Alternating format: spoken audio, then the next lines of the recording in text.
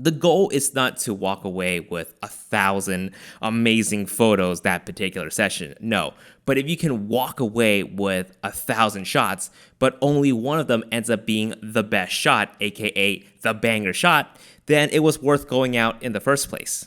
Photography is arguably the easiest hobby to pick up, but incredibly hard to master. And I don't mean shooting with manual settings.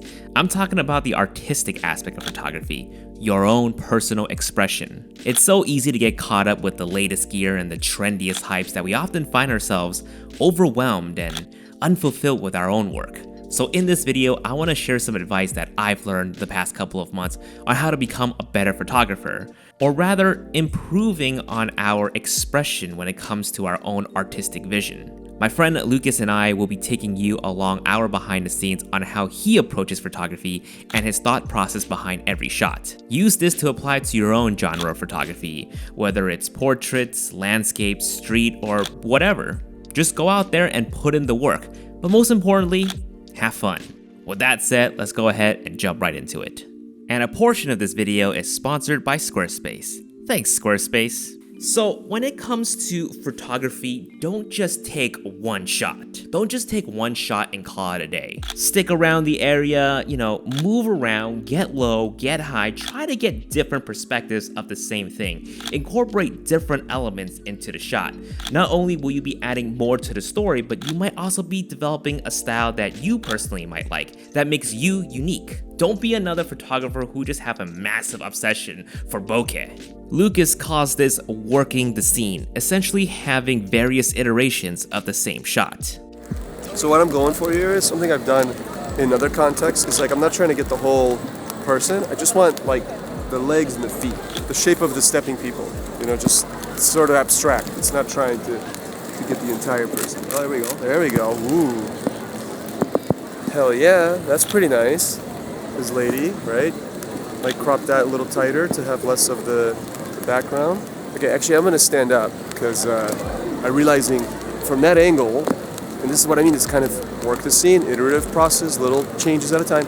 From that angle, I had to aim a little, I can't aim as far down as I want, I'm getting too much of the background. I actually want just the ground, which means I gotta stand up. I gotta shoot from a higher angle, more downward, right? I'd love it also like, there's a puddle right there. So if a person who stepped, into the puddle and then the puddle splashes. So you see how I'm kind of like trying to think ahead about what might work for the photo, even though I haven't seen it yet. That's another part of this iterative process. You're kind of trying to imagine the right thing. You're trying to see the right thing. You're constantly, it's all happening in here before you actually get that shot. All right, let's get another couple inches closer to this puddle here. Okay, pretty sure I just nailed that. So I think we can go on. That was really good. That lady was perfect. Classy high heels. I mean, that. She slowed down because she thought she was getting in your shot too. I did notice she was slowing down. Yeah. But I didn't lose my focus and look up at her and try to figure out why. I just thought maybe she's looking for her friend. I don't know. I didn't care. I just thought, okay, whatever is happening, I'm shooting. I'm happy with that. That's very Tokyo. Colors, light, sexy shoes. That's pretty Tokyo to me. I like that. I remember being out with him in the rain in Tokyo, literally at the same spot for at least 15 minutes. Now that isn't considered really that long, but he could take as long as an hour in one spot just to make sure he gets the right shot. It's almost like a puzzle. We're waiting for the right pieces to fall into place, whether that be someone a little bit more interesting than the previous subject, a car, or whatever. Just stick around, keep working the scene, and just maybe, you'll even get a better shot.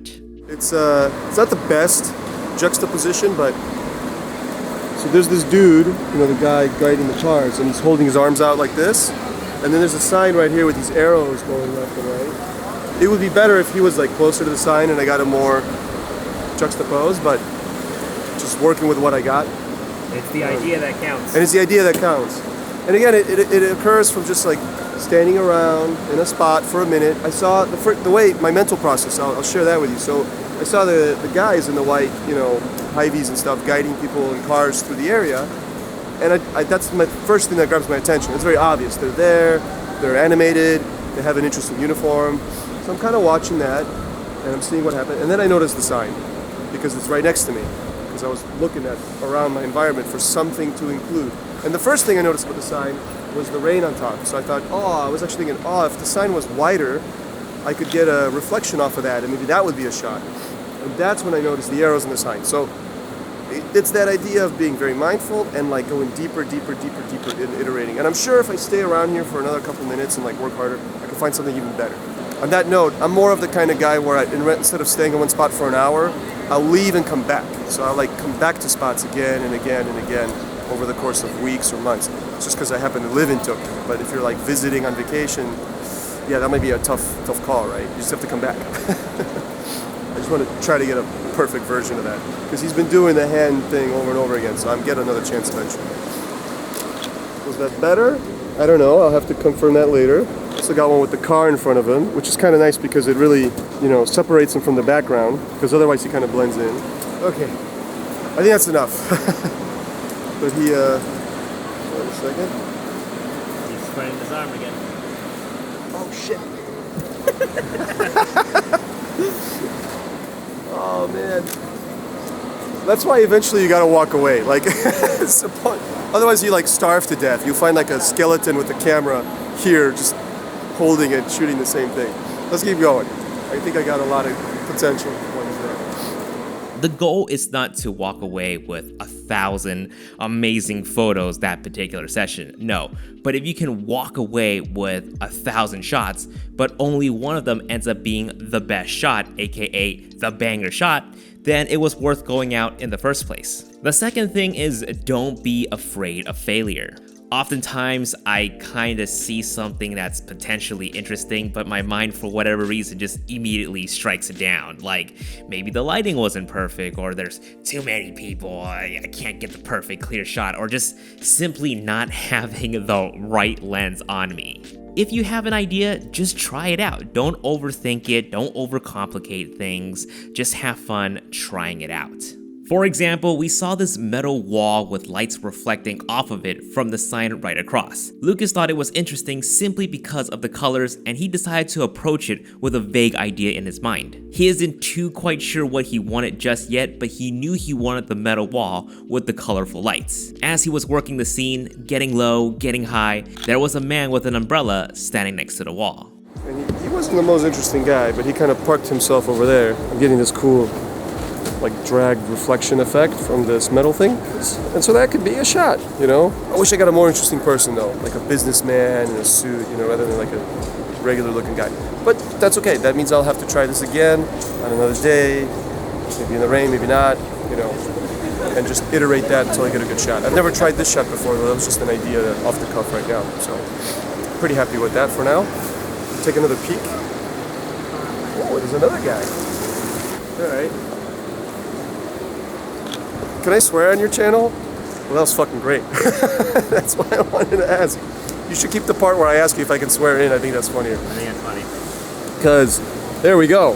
Now that's more what I was looking for, right? I love these colorful distortions. And then we have a guy there. Yeah, he's just on his phone. That's another little pet peeve of mine. I mean, I'm not against it. There was this phase where everyone was like, oh my God, people on their phones, so boring. I wish it was the 1940s where everyone was reading newspapers. But someday, in 2120, 100 years from now, when we all have like brain implants, we're going to be like, oh, wasn't it nice when people used to have phones in their hands? Anyway, that's a digression. Point is, I don't mind that he's on his phone. Could have been a more interesting moment, but I like where the guy was standing. I like, I'll have this photo on the screen, right? So I like that he's in this white space, so he's kind of a clean silhouette behind him. This is called figure to ground, so he stands out really well. And I squeezed him into the right side of my frame, and the other side is kind of a negative space comprised of all these colors and swirls and stuff. And I'll just go back to compare. So this is what the initial idea was with this other guy there. And you see there's too much going on here, less of this. And then in a moment, a different guy rolled up. And you see how the framing evolved. I went from that to even tighter, to even tighter. And then he looked up at me, and I was like, ooh. And when people look up at me, I always take the picture. It always feels good. You get a little buzz when you get a really nice shot that you haven't thought of before in a spot that you might have been to a few times, but it never really came together. So it's one of those where it's like, I can't wait to see it on the computer and, mess with the colors a bit, edit it up to get the most out of the shot. It's going to be a fun one to edit. trying out the ideas in your head right at that very spot is the quickest way of getting the right shot. Now, you may not get the right shot that particular day, but you can always come back to it the next time. So make a note of that spot for now, just take a photo of it, work that scene for now, and then come back to it next time. And hopefully next time, all of the necessary elements will be there. Or if you're a portrait photographer, you can bring in a model to the new background you just found. Now, I know in this video it seems like Lucas is getting a lot of great shots, but those moments were actually us being halfway into our 2-hour session. In the beginning, we were struggling to get something good for the video. It goes to show you like how much luck comes into play, because that lady that I just got a shot of, which is all right, it's kind of okay, and I can show that later. It's okay. But just before that moment, when she was still not in my frame, she was over there, so if I had been standing 5 feet to the left, she looked back at something, and that was a nice moment. That would have been a great shot. So it was like this close. I'm not gonna make a stand here for an hour, but this is again, that idea of revisiting. I remember this place, I've shot here a few times, never got anything great, but I'll be back here next week or in a couple of days if I'm in the area, and I will try it again, see what I get. Yeah, but let's keep going, just to keep the variety up. Now here I might do something where there's people going by, and I can't avoid that. Like, these people are never gonna run out. And right when I say that, they did run out. But what I was gonna say is, if there's always a crowd and they don't run out, then you can like drag the shutter, you know, do like a 30th of a second exposure, and then, you know, the people will be blurry in the foreground, yada yada, you get a cool effect. Yeah, see, so I was like dragging the shutter to try to make the people blurry, but there ultimately wasn't enough of them, and it was actually better just to have her on their own. So, you know, but it was an attempt, so I slowed the shutter down for a second to a 30th. Moving on, don't let excuses get in the way. Oftentimes, the biggest excuse that I've seen from a lot of people on the internet is not quote-unquote having the right gear. Things like not having a full-frame camera, or having a camera with poor ISO performance, or not having the right lens for the right shot. And not having the right gear seems to be a big roadblock for a lot of people for not taking more photos. While most people would tell you, gear doesn't matter, shoot it with your kit lens anyways, or it doesn't matter what camera you have, the best camera is the one that you have on you, shoot it with your iPhone, I would argue and say just go ahead, give yourself the permission, and buy the right gear. Usually it's the lenses that most people struggle with. They need a faster aperture lens for more bokeh, for better low light. And unfortunately, faster aperture lenses do generally cost more, but there are less expensive alternatives out there now. Sure, some may not have the autofocusing capability, or just straight up you need to manual focus with it, but for that faster aperture, it might be worth the compromise. The next big excuse that I often see is just not having the right weather condition, whether it be, oh, the sunset sucks today, the golden hour is not gonna be as good on camera, or rain. Rain is probably one of the biggest factors stopping people because they don't want to get their cameras wet. I personally let rain to be one of the biggest factor that prevented me from going out into Tokyo and getting some amazing shots, because one, I didn't want to get wet, not so much getting the camera wet, but getting wet myself and getting sick. Yeah, that's pretty much it. I just didn't want to go out, and I just didn't want to get sick. But that's the dumbest reason, because rain is the best time to get shots of Tokyo. I love shooting in the rain. I mean, if it was a little warmer, that would be actually better. But yeah, the rain's awesome in terms of photos, because, you know, colors come out, everything's shiny, people have umbrellas, which always makes nice photos pretty much. And I wouldn't say just rain, but like any kind of adverse weather, like snowy days, really windy days. Honestly, I mean, I like the rain, but I have no big preference. I think you can get great shots in any kind of light, any kind of weather. You know, there's no excuse. So it's like, oh, it's cloudy today. Great. That can work really well for certain things. And then if it's you know, really bright sunny day, like high noon light, yeah, that can be hard for certain shots, but then it's great for other shots because you get really crazy contrast, and you can do some things with that, especially if you find light bouncing off of surfaces and creating angles and stuff, which in a city like Tokyo, there's plenty of opportunities for that. So I do like the rain, but I'm like an equal opportunity street photographer. I'll go out anytime, day, night, rain, sleet, doesn't matter.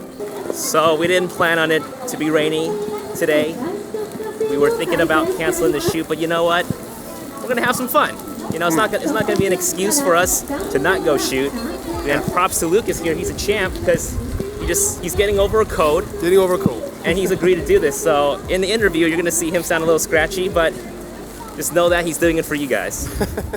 Now, some of you are probably worried about getting your expensive cameras wet, but honestly, give your cameras a little bit more credit than that. They can take in a little bit of rain. Just make sure you get your hot shoe covered up. But if you're really worried, get some rain covers for your camera. So we're out here getting our cameras wet. Shouldn't be a problem with your Nikon camera. No, right? it's been through a lot of rainy days. So it's still weather sealed after all these years. It's fine. And I'm over here worrying about the new Sigma 24-70 I just got, and this brand new Sony mic, which is like drenched. So hopefully the audio sounds okay. I apologize in advance if the audio goes out. That's a neat little shot. Guy looks cool, having a smoke. Right? I had to get pretty dang close with my 28, right? Basically, I shot it without asking because that's what I do. Candid street photography, it's fine. But if he looked up and noticed, I would have just dabbed like, oh, hey, yeah, I took a picture, yeah, cool, whatever. So just said something nice. If he got annoyed, I'd say sorry, which is what happens, of course. But most people, if I'm friendly, they're pretty friendly too. They kind of, they get it. And I find often they feel a little bit flattered. They're like, oh, it's just taking my picture? Wow, I didn't know I was that cool, So that generally I have really positive experiences when I'm doing street. Once in a blue moon, someone gets a little bit annoyed and they just say, hey, no photo of me. I'm like, all right, it's no problem. So yeah, that was a good case of that, although he didn't even notice. So we're halfway through with the video, and you might have a comment queued up saying, well, it's so easy for you to say, Jason. Tokyo is such an easy place to photograph. Literally everything is photogenic there. While that may be true, and I do admit, Tokyo is pretty easy to photograph. Everything is amazing. It's also up to us to find the beauty wherever we go. My friend David recently had his photos of Pasadena, a town in California, by the way, featured on ABC7. It ain't Tokyo, it certainly ain't New York, but he's still gone out and made the city look great. But if the environment is really affecting your approach to photography, then do change it up. I had an upsurge of photos simply because I was in Japan, and I can tell you I was definitely a lot more inspired just by being there, just by being in a different environment. I paid a lot more attention to my surroundings and got a lot of great shots that you're seeing right now on the screen. And it really helped me advance my skills as a casual photographer. One important thing to remember is that you're not gonna achieve overnight success. You're not going to have a banger shot right away, especially if you're just starting out. People like Lucas aren't suddenly amazing overnight. It definitely takes some years of practice and series of trials and error. There's a phrase, quality over quantity, but I believe in quantity produces quality. So put in the work, keep up with the iterations, and someday you will end up with something amazing. And the last thing is don't wait. Now it's gonna sound obvious, like, oh yeah, don't wait, just go out right now and take some photos, don't wait until that's gonna happen. That's definitely true. Don't wait to go out and do photography. But another big thing on the don't wait concept is don't wait on editing your photos. Possibly the next biggest roadblock, aside from going out to actually do the photography, is editing your damn photos. Start by editing your best shot from that day immediately, whether it's the same night or the next day. Make sure within that 24-hour time frame, while you're still fresh on that best shot that you just took the day before, make sure you start editing that best shot immediately. Don't get caught up with the mediocre photos and try to rescue shots, because that's the fastest way to demotivate yourself. Get that excitement from that best photo that you've taken, process it, post it, and move on to the others. But don't feel guilty if you can't rescue some of the more mediocre shots. Don't worry about that. Just learn from it and learn how you can make it better the next time you go out and shoot at the same location. So tag me on Instagram at JasonVMedia to photos that you'll be taking in 2020. And when I say tag me in the photo. Don't tag me in the description or the comments, because I will not see that. But if you tag me in the photo itself, I would definitely be able to see it. Drop in the comments down below what direction are you taking your photography in 2020, and I will make a follow-up video maybe in June just to check up on you guys, just to see your progress, how far you guys have come along, and hopefully by the end of the year I'll have another follow-up video where you guys can tell me the tremendous progress that you've made since this video came out. Guys, thank you so much for watching. Good luck out there, and I'll see you guys in the next video. Peace. So I've been using Squarespace for about 3 years now, and what keeps me coming back is the ease of use. It is an all-in-one platform to create beautiful and clean websites. No coding knowledge is required thanks to the easy-to-use templates. For 2020, Vivian and I will be adding additional photography and videography resources to our website, so definitely stay tuned to see our progress and our announcement. For now, you can try Squarespace yourself, whether it's a photo portfolio website you can send to your client or an e-commerce for your products. Design it with Squarespace. Head to squarespace.com/JasonVong to save 10% off your first purchase of a website or a domain. Thanks for listening to this message. It does really help my channel out a lot. I'll see you guys in the next video. Peace.